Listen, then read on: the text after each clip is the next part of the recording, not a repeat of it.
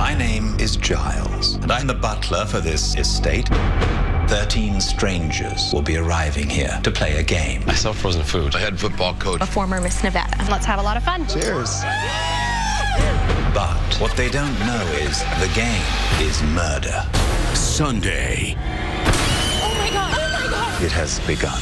The death of your compatriot was no accident. Somebody here is a murderer. The creator of CSI Stay back. presents a murder mystery competition. Where's everybody? Hello. Get a clue. Your job to discover the killer. Solve the crime. This was no accident. I'm on to you. Or face the ultimate elimination. The killer is among us. Walk away. I don't trust any of you. I'm not the killer. Or am I? Dinner is served. Whodunnit. Series premiere Sunday, 9/8 Central on ABC.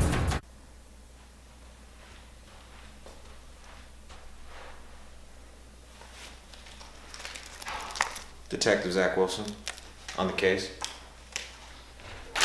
This is silly. Whodunnit premiered on ABC on June 23rd, 2013. It ran for only 9 episodes, which ended on August 18th, 2013, and was hosted by Gilbert Jackson, who played the butler of the series, Giles. All the way back in 8th grade, during my study hall period, I saw my friends watching something on their phone, and it caught my eye. I asked them what it was, and they told me it was the show that you can view all of on YouTube called Whodunnit. As a huge fan of mystery shows, I had to check out the show, and I love it, and I am an avid fan for it. This reality TV show premiered on ABC and met somewhat mixed reviews. The show was never picked up for a second season.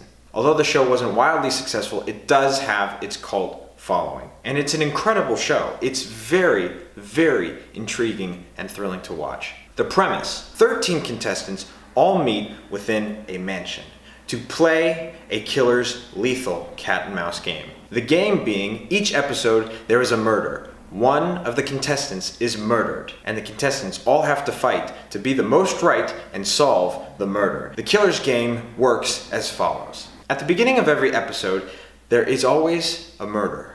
The victim is always the loser of the previous episode. How does one become the loser? I'll get to that later. Once the murder has taken place, Giles will announce that there are 3 locations contestants can investigate. These 3 locations are always the morgue, the last known whereabouts, and the crime scene. Yes, there is a morgue. If you're wondering how the morgue works, I'm going to go on a little bit of a tangent. The murders for every episode are always staged. It kind of has to be. It spurs the story for the whole episode, which then spurs the actual reality television. So, there's a lot of incredible makeup, stunts, special effects, etc. The morgue is the victim, who is the real person, dressed up in full costume and makeup. These special effects were so real that fans watching the show at the time believed, because it's a reality show, that the show was murdering its contestants. At the end of episodes, sort of halfway through the series,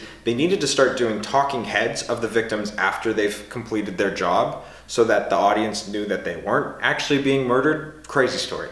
Just getting back on track, there's always those 3 locations. However, the catch is, contestants are only allowed to go to one of those locations. Each location has very important clues to solve the case. So, this is where teams come in handy. For instance, you can have 2 other people go to the 2 other locations, so that now you have somebody at every location. Because then, that's helpful, because once you're done investigating, you all meet for lunch. I call it lunch, but sometimes it's just the halfway point in the episode, where these teams or these contestants come together and sort of pull their information and sort of piece together a working theory of what happened. Once that time is up, Giles will now announce a message from the killer. The riddle challenge is, how I'll describe it, basically a escape room game that can take place throughout the mansion or wherever they are, that has different mini games and clues and riddles that leads the contestants to a certain point. That certain point ends up being a massive, important clue for the mystery at large. And whoever gets there first gets to see the clue. That clue isn't made public. The contestant can choose whether or not to tell people about it or not. Again, this is where teams come in handy. Once that game is done, everyone prepares for dinner that night. But before dinner, they have their accusations to make. You see, they've gone throughout the day, they've investigated where they've investigated, they've pulled their evidence together, and they've had a chance to get one final damning clue. Now what they do, they all go to a room. Ranging from concrete ideas of how the murder transpired to wild theories based on minimal evidence, each contestant goes to this room and makes a case for what happened. This gets tense because some contestants might have faulty information. Some contestants might have been screwed over so that other ones can move ahead. Why state their case? Well, it's to stay in the game. Dinner now rolls around. It's a very tense environment. However, it's also sort of the after part of the game. Giles arrives, where he reveals what actually happened. Once the true story is revealed, contestants will open an envelope given to them, which will either say scared or spared. Basic definitions can kind of tell you what this means, but if you're spared, that means your accusation was at least mostly correct. If you're scared, that means your accusation was the most incorrect. You might be the next victim for the next mystery, which happens next episode. And just as a little teaser, a little incentive for us to come back and see the next episode, we'd always see the next murder. Dante! Where's Dante? I didn't see him. He wasn't with you? No. Dante!